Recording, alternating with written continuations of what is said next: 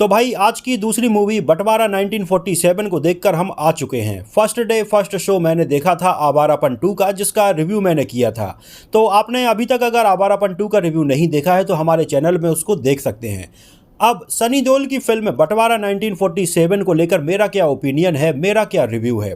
तो देखो यार, मैं बहुत सारी एक्सपेक्टेशन के साथ में तो ये फिल्म देखने के लिए गया भी नहीं था।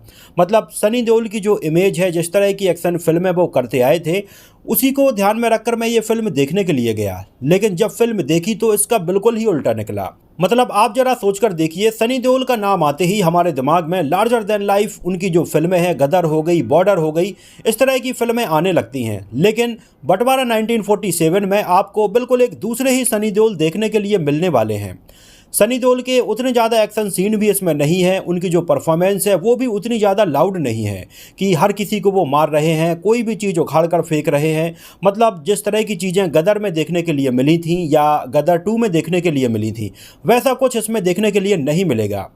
लेकिन फिर भी ये जो कहानी है ये उसी बैकड्रॉप में शामिल है। लेकिन उस बैकड्रॉप में शामिल होने के बावजूद भी आप बंटवारा 1947 में सनी देओल का बिल्कुल एक अलग ही रूप देख पाएंगे। जहां सनी देओल इस बार इसमें हमें बहुत ज़्यादा एक्शन करते हुए तो नज़र नहीं आएंगे, ना बहुत ज़्यादा चीखते चिल्लाते हुए नजर आएंगे। लेकिन इस बार सनी देओल की परफॉर्मेंस में इमोशंस बहुत ज़्यादा हैं।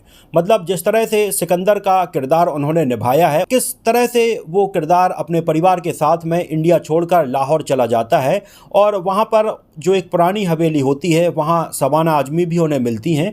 तो उनके साथ में जो उनका इंटरेक्शन होता है और सिकंदर के किरदार में जो बदलाव है वो आप यहाँ पर नोटिस कर सकते हैं।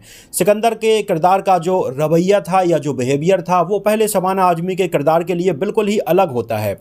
लेकिन धीरे धीरे जब ये फिल्म सेकंड हाफ में जाती है तो सनी देओल कहीं ना कहीं शबाना आजमी को बिल्कुल अपनी माँ के जैसे मानने लगते हैं। तो ये जो सनी देओल के किरदार में इमोशनल ग्राफ है वो हमें इसमें देखने के लिए मिलता है। और राजकुमार संतोषी ने ये फिल्म बनाने के पहले ही शायद ये बात डिसाइड कर ली थी कि इसमें सनी देओल की जो लार्जर देन लाइफ इमेज है, जो एक्शन सीन वाली इमेज है, उसको वैसे नहीं दिखाना है और पूरा का पूरा सनी देओल के इमोशंस के ऊपर फोकस किया जाना है। तो पहले तो जब ये फिल्म शुरू हुई तो मैं काफी देर इंतजार कर रहा था कि सनी देओल अब गुंडों की पिटाई करेंगे, अब पटक पटक के मारेंगे। लेकिन काफी देर बाद तक भी ये चीजें देखने के लिए नहीं मिली।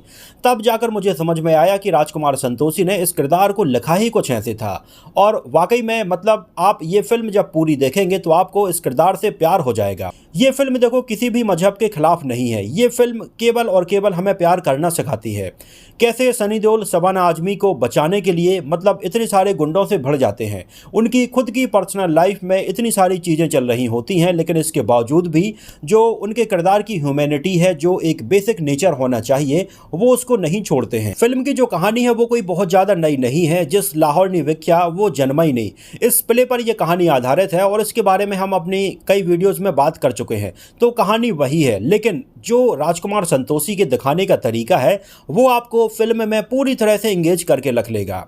फर्स्ट हाफ शुरू होता है जहां पर बंटवारे के सीन हमें देखने के लिए मिलते हैं और यहां पर राजकुमार संतोषी ने जिस तरह से इन सारे सीन्स को दिखाया है या जिस तरह से 1947 में ये सारी चीजें हुई होंगी, उनको राजकुमार संतोषी ने बहुत ही अच्छे से शूट किया है। हालांकि फर्स्ट हाफ में इसकी कहानी कोई बहुत ज्यादा आगे नहीं बढ़ पाती है। कैरेक्टर सेटअप होते हैं और आपका एक जो मूड है वो सेट हो जाता है कि आखिर ये कहानी किस तरह की होने वाली है।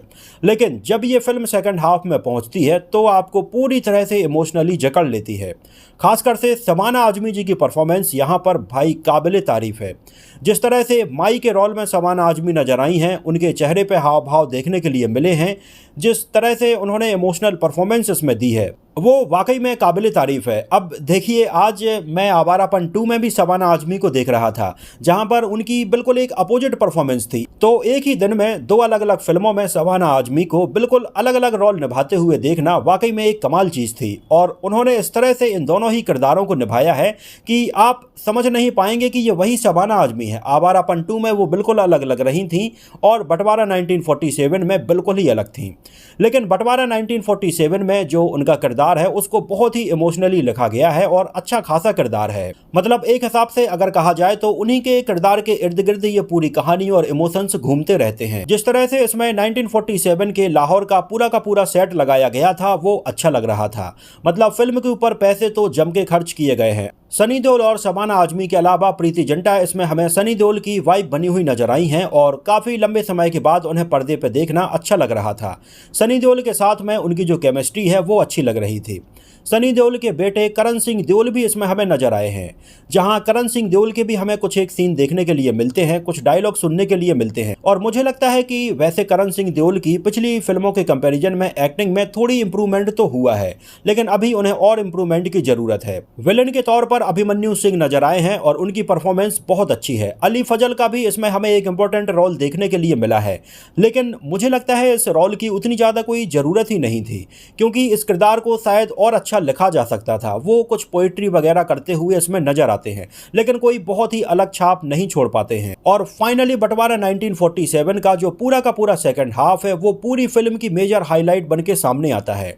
मतलब आप राजकुमार संतोषी और सनी देओल की जोड़ी से एक्सपेक्ट करेंगे कि घायल, घातक और दामनी जैसी कुछ बहुत ही एक्शन वाली परफॉर्मेंस सनी देओल की देखने के लिए मिलेगी, लेकिन ऐसा बिल्कुल भी नहीं है। तो अपनी एक्सपेक्टेशन वैसे ही रख के जाना कि ये फिल्म एक्शन से ज़्यादा इमोशंस के ऊपर फोकस कर रही है। और वाकई में सनी देओल के फैंस भी अपने सुपरस्टार को एक अलग ही रूप में देख पाएंगे।